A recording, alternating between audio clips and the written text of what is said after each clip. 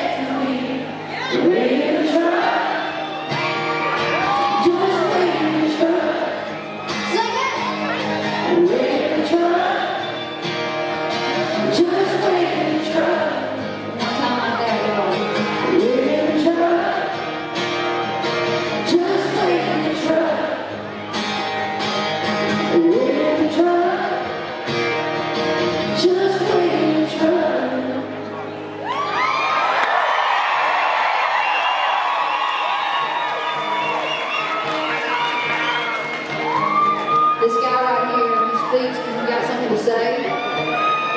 Talk about somebody who's been to hell and back and continues just to push on, push through, and share light and love with the world. And that's what it's all about right there, y'all. I think I might be the #1 jelly roll fan.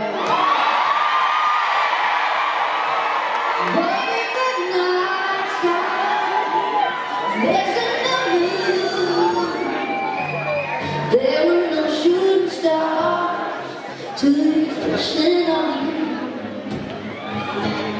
All of my sorrow just